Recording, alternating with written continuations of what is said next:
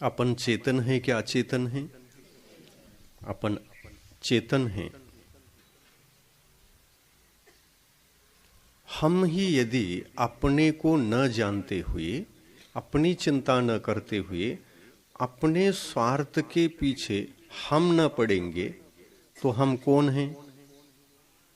हमारे हित के पीछे, हमारे सुख दुख हैं, इनको दूर करना है और हमको अच्छा बनना है, अच्छा होना है, इस प्रकार हम ही विचार नहीं करेंगे अपने बारे में तो हम कैसे लगेंगे? मशीनवत लगेंगे क्या मनुष्यवत लगेंगे? मशीनवत लगेंगे। ये सम्यक ज्ञान किसके लिए है? आत्मा के लिए है कि पुद्गल के लिए?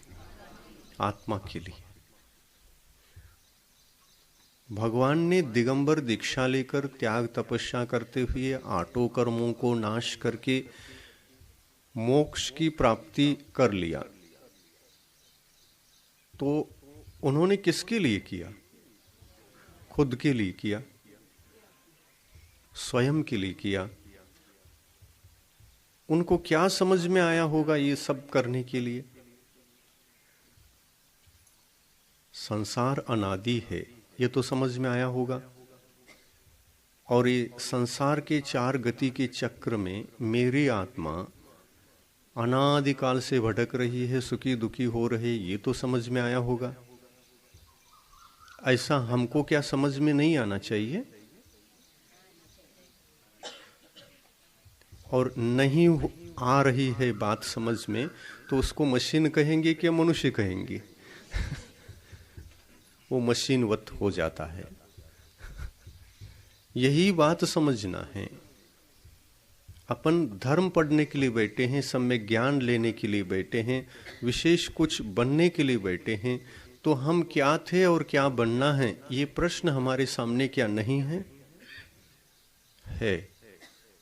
ये प्रश्न सबके सामने है। हम पहले क्या थे और हमको बनना क्या है, ये प्रश्न हमारे सामने है।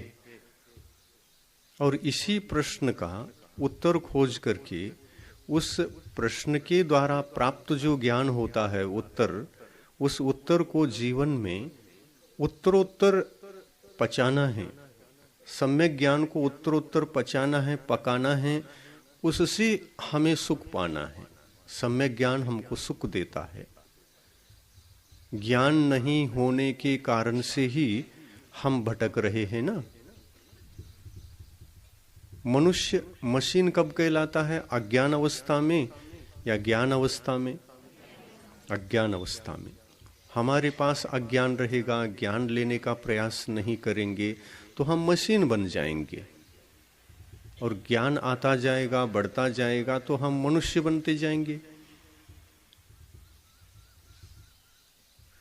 और मनुष्य बनेंगे। मशीन जो है मनुष्य के द्वारा आविष्कृत हुआ है, मशीन मशीन के द्वारा नहीं बना है।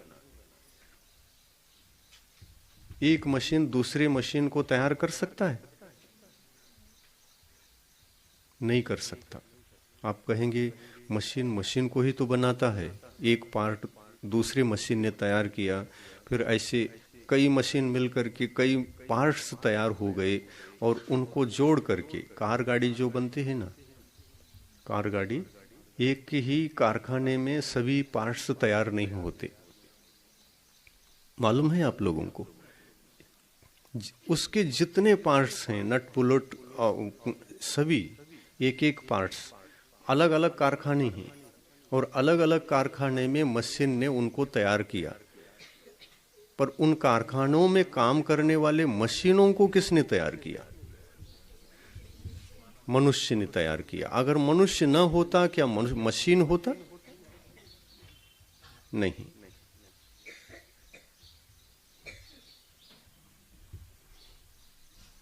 इसलिए हमें इस उदाहरण के माध्यम से ये प्रेरणा लेना है, हम एक मनुष्य हैं और हम एक आत्मा हैं। शरीर हमारा एक साथी है। शरीर को क्या समझोगे? साथी समझो। ये भी हमारा उपकारक है, मशीन के समान। शरीर भिन्न है और आत्मा भिन्न, ये तत्व तो पहले समझ में आना चाहिए। और सदा ही इस बात को ध्यान में रखना चाहिए। मैं अलग हूँ, शरीर अलग है, मैं अलग हूँ, शरीर अलग है। शरीर मेरा उपकार करने वाला साधन है और मैं आत्मा हूँ। मैं आत्मा परमात्मा बन सकता हूँ, भगवान बन सकता हूँ। मैं यदि अपने कर्मों को नाश करूँगा तो भगवान बन पाऊँगा, और नाश नहीं करूँ तब भगवान भी नहीं बन पाऊँगा। नाश कैसे होंगे कर्म, कैसे होंगे? क्या उपाय है? कर्मों को नाश करने का उपाय रत्नत्रय धारण करना।